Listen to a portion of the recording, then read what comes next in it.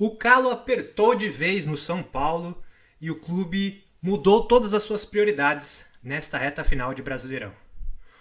O Morumbi, que antes não ia ser mais utilizado, né? O São Paulo ia usar a Vila Belmiro até o final do ano, sim, era essa a informação, era isso que o São Paulo iria fazer, devido aos shows que vem acontecendo aí nesse mês de novembro no estádio.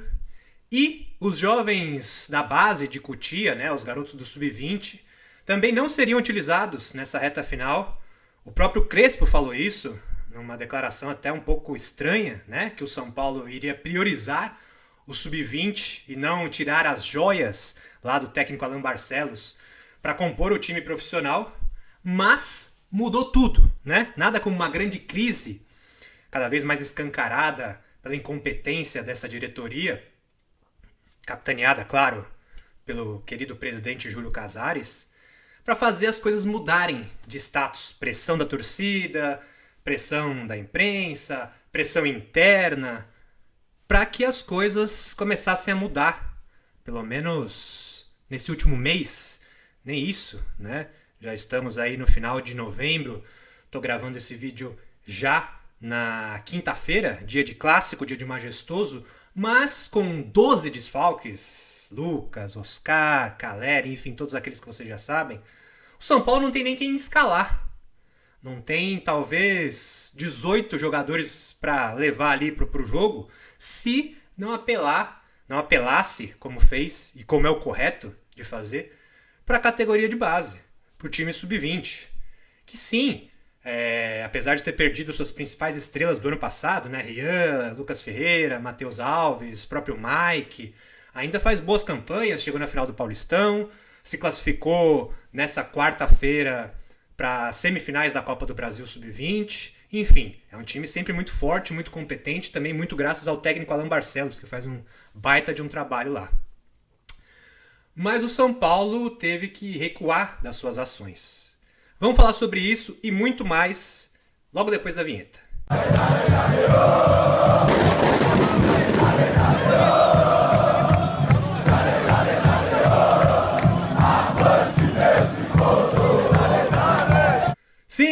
Sim, salve você, torcedora do São Paulo, seja muito bem-vindo aqui ao Avante Meu Tricolor, fique à vontade, eu sou o Márcio Monteiro, repórter e editor aqui da casa. Antes da gente começar a discutir e falar, eu só vou pedir rapidinho para vocês sentarem o dedo aí no like, tá certo? Curtir aí a nossa página aqui no YouTube ou no Facebook, não importa por onde vocês estiverem vendo. Então já deixa o like aí, se inscreve no nosso canal se você ainda não é inscrito, tá bom? Ativa as notificações no sininho. Compartilha esse vídeo aí com todos os seus amigos, com a sua coletividade São Paulina, lá no grupo do Zap do São Paulo, enfim, compartilha bastante esse vídeo e deixa o seu comentário aí sobre essa crise, sobre tudo isso que vem acontecendo no São Paulo, é muito importante pra gente, tá bom? Então vamos lá, vamos falar sobre isso, que o calo apertou, minha gente. Vamos começar por partes, vamos falar primeiro do Morumbi. O Morumbi, como já é dito, a gente já noticiou aqui no Avante Meu Tricolor, você viu em todos os lugares, falaram a mesma coisa. Por quê? Porque era informação de dentro do São Paulo, que a gente apurou lá dentro. Devido aos shows aí, né, que vai até, se eu não me engano, o Oasis dia 21, 22, 23, não lembro, enfim. Acaba aí nesses próximos dias, tem shows do Oasis dia 22, se eu não me engano. E aí se encerra, né, o Morumbi ficaria livre a partir, vamos dizer, aí tem a desinstalação do palco, o ajuste do gramado, enfim. Talvez ali no começo de dezembro, como vai ser, já poderia ser utilizado. Mas não, o São Paulo não ia fazer isso. O São Paulo ele ia já encerrar as atividades do ano no Morumbi e aproveitar, como ia ser só mais um jogo, né, contra o Internacional, dia 3 de dezembro em casa. São Paulo já ia emendar ali o famoso folgão de fim de ano. Para quê? Para fazer os reparos no Morumbi, né, para retocar a grama, enfim, para fazer todos os ajustes. E aí sim, no ano que vem, em 2026, já vim com o gramado renovado, com tudo pronto, depois dessa série de shows, uma sequência inacreditável, né? Teve Imagine Dragons, teve Linkin Park, teve Dua Lipa, quem mais? Aí vai ter Oasis, enfim, show a dar com pau, né? Dinheiro entrando pelo menos pro bolso do São Paulo. Mas, contudo, porém, entretanto, o que acontece? Reclamações, é óbvio, renda baixa lá na Vila, mesmo com preços absurdos. A arquibancada mais barata era 90 conto lá na Vila, tá? Aí é aquele joguinho de 10 mil, 11 mil, né?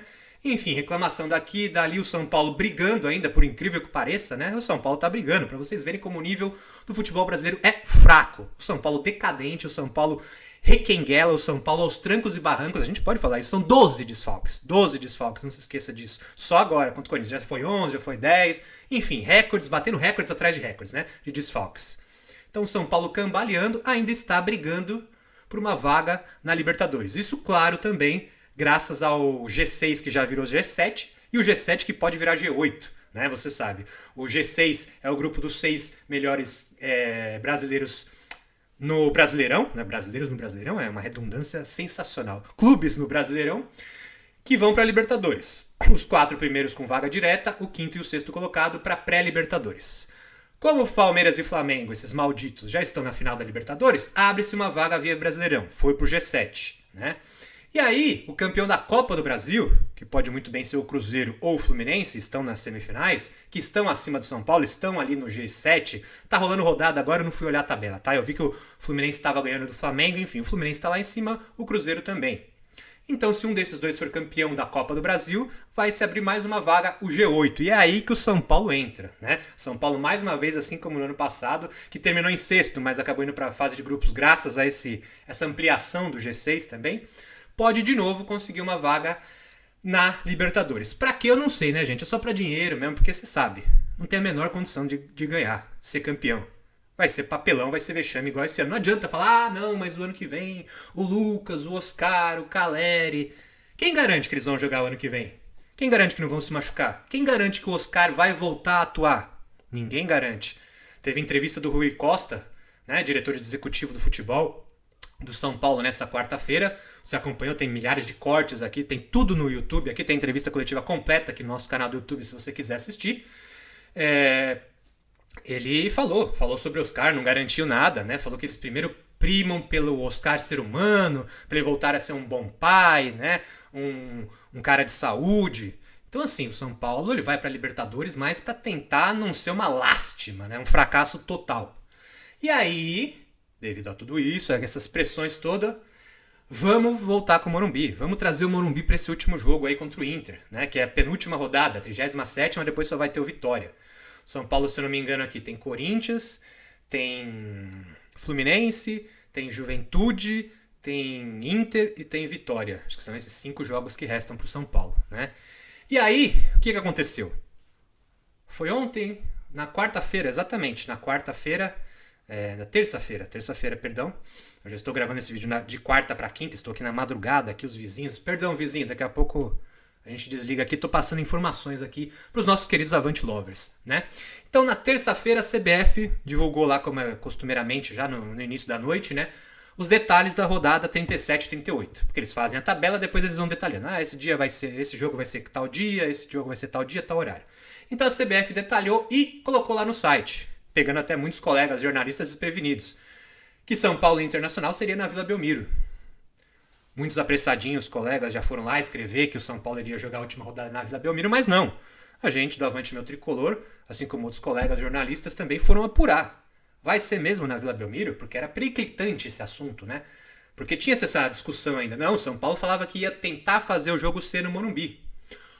E aí a CBF divulgou, não, vai ser na Vila Belmiro. A gente consultou nossas fontes e não, o São Paulo falou que iria enviar um ofício à CBF solicitando, pedindo a mudança para o Morumbi, como aconteceu na manhã dessa quarta-feira. O São Paulo enviou esse ofício à CBF, foi atendido, a CBF fez a mudança pouco depois, ali no início da tarde, já confirmando o Morumbi como local do jogo contra o Internacional. Agora, tudo certo, tudo explicado. A dúvida que eu fiquei, e talvez você tenha ficado também, é por que o São Paulo esperou a CBF divulgar, informar, detalhar as 2 últimas rodadas, sendo que, óbvio, que já ia fazer isso a qualquer momento, já estava conversado, já estava acordado, para depois enviar um ofício à CBF, que no dia seguinte, algumas horas depois, não deu 24 horas depois, a CBF porque a CBF anunciou por volta das 19 horas da noite de terça-feira que o São Paulo jogaria na Vila Belmiro. Por volta ali das 13, 14 horas de quarta-feira, já tinha anunciado que o jogo tinha mudado para o Morumbi. Então, qual que é a relação que o Júlio Casares fala que é tão boa com a CBF, que ele está sempre lá? que o São Paulo não avisou antes. O São Paulo esperou, precisou que a CBF anunciasse para mandar um ofício. Para que esse trabalho todo? Por que antes já não tinha falado? Não. Ó, esse jogo vai ser, pode confirmar no Morumbi que a gente vai conseguir, vai fazer os reparos no gramado, porque é isso que o São Paulo disse que vai fazer, né? Fazer reparos ali no gramado, deixar tudo bonitinho, não sabemos o quanto, porque é isso. Dia 22 tem show do Oasis, né? E aí dia 3 de dezembro tem esse São Paulo e Inter. Dia 22 é que dia? Sábado, é isso. Depois você vai ter uma semana e meia.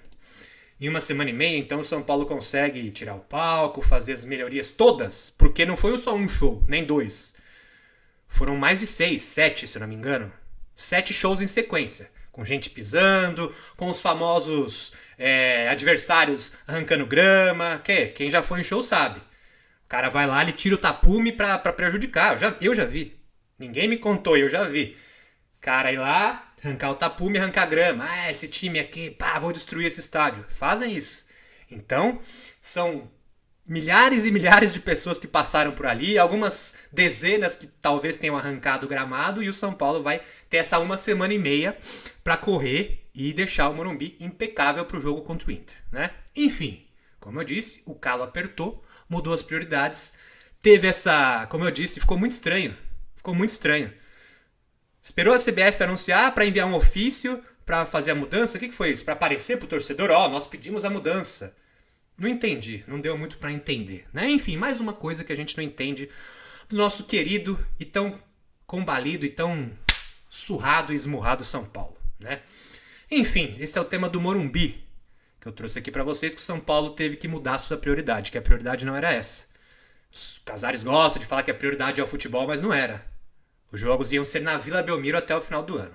Mudou, assim como a utilização dos jovens do Sub-20. Quem aqui lembra? O Hernan Crespo, não vou lembrar depois de que jogo, que foi perguntado do Luca, por que o Luca não estava ali entre os relacionados, o São Paulo não tinha nenhum atacante no banco, e o Luca estava lá jogando no Sub-20.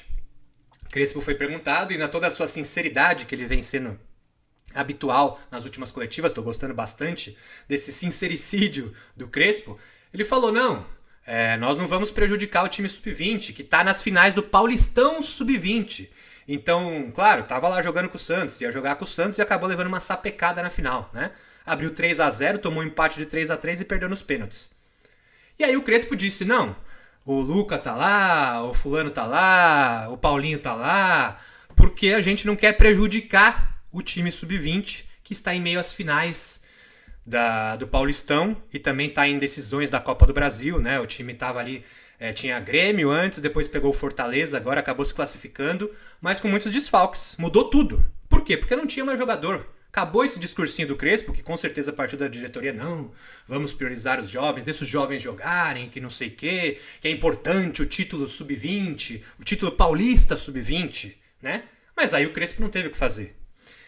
O lateral esquerdo Nicolas, o meia Pedro Ferreira e os atacantes Luca e Paulinho, esses dois mais conhecidos, especialmente o Luca, né, que já marcou até gol em Libertadores pelo São Paulo, foram puxados novamente para o time logo após a decisão contra o Santos.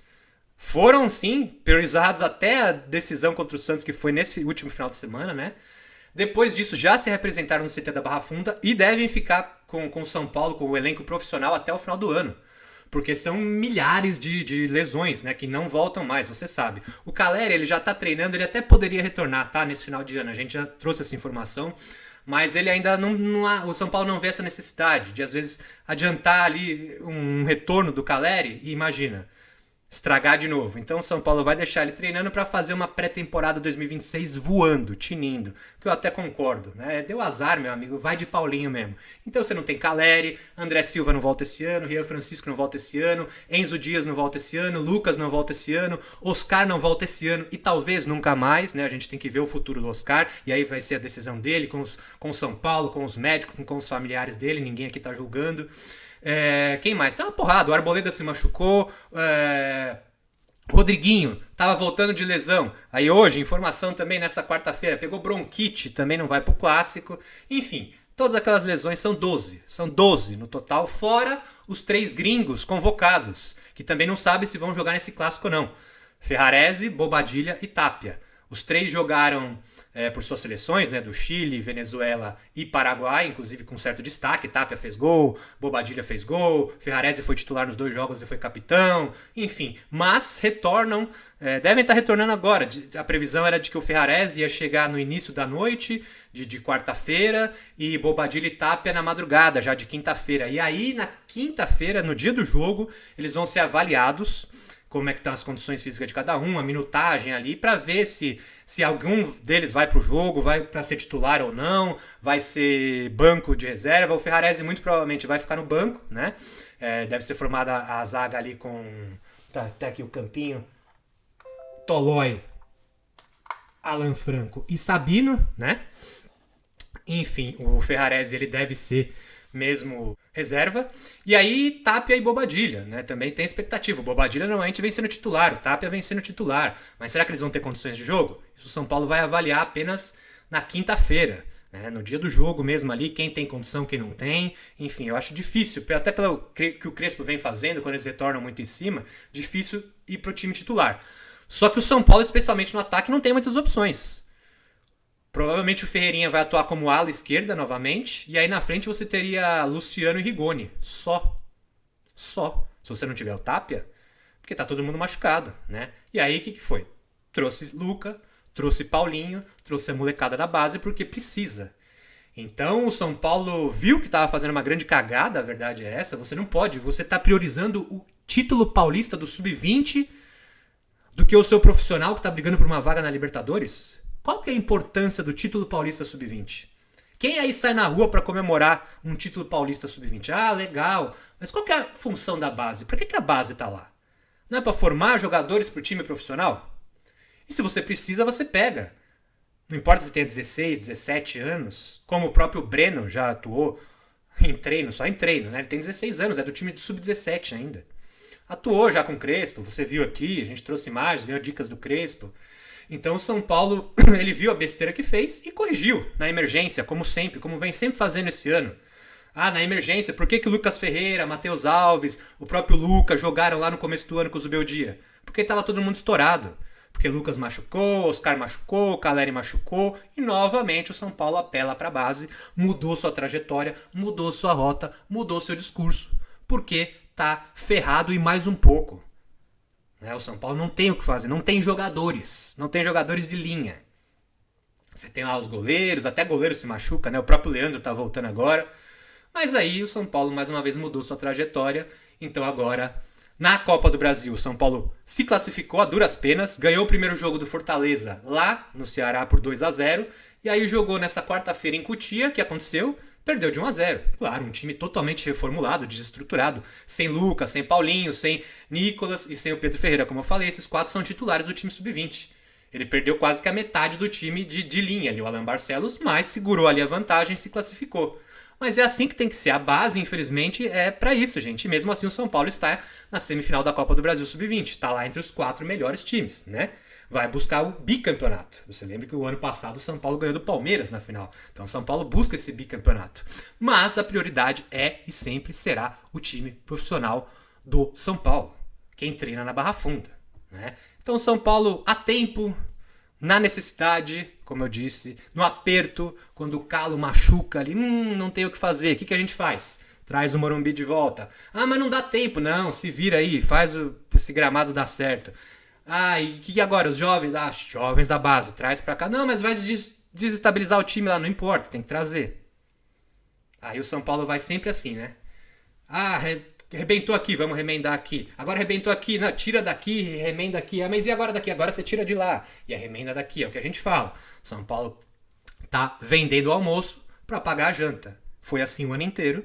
E vai ser assim até o último dia do ano. Até o dia 7 de dezembro, quando é a última partida do São Paulo contra o Vitória, em que talvez consiga sua vaga para a Libertadores, o São Paulo vai estar se ajustando, mudando a sua rota, sua trajetória, por sua própria incompetência.